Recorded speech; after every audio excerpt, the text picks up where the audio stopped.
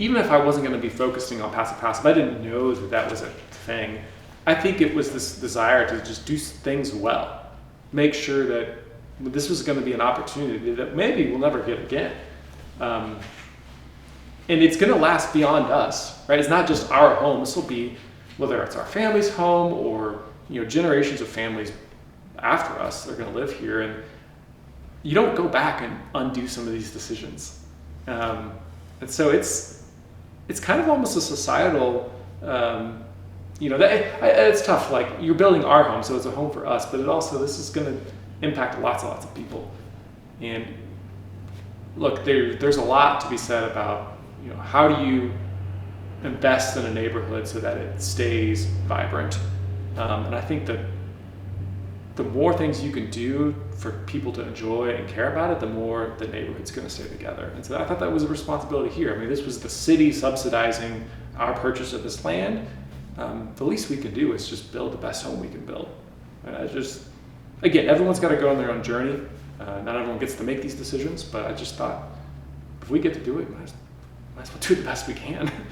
I think for me, so Nick did a lot of research and was, convincing me this is going to be good for us and a good idea. And I think, going back to like the numbers and the data, I think we're both kind of very data driven, just given our, the nature of our personalities and our jobs. So that was helpful, again, to have that to kind of use that as a framework. But for me, looking back at it now, I think the one thing that I find most valuable is just the comfort of the home.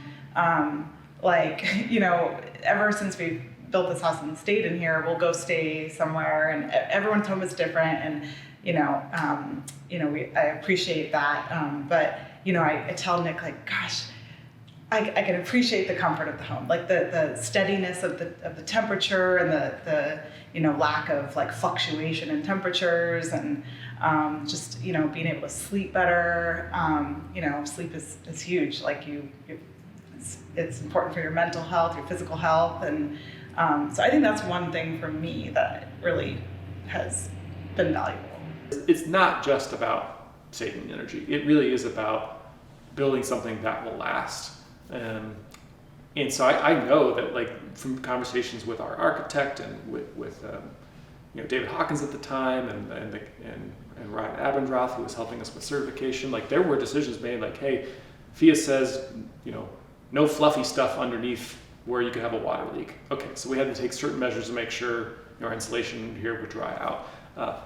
Rain screens, like, what a concept. Like, those are things that you don't even need to be building the passive house standard to apply to, but your paint's going to last longer. Like, you're going to get better drying potential on your walls. Like, these are things that, again, I didn't know before going into this, but just researching it, like, that just makes complete sense. Like, why wouldn't we do it? In fact, we had talked to our neighbors down the street who got their contractor to do it, and that was just a typical code-based home. So it's like, you start talking about these things, and yeah, there's simple things you can do every step of the way to make things last longer. The best way to sustain something is to maintain it in a way that people love it.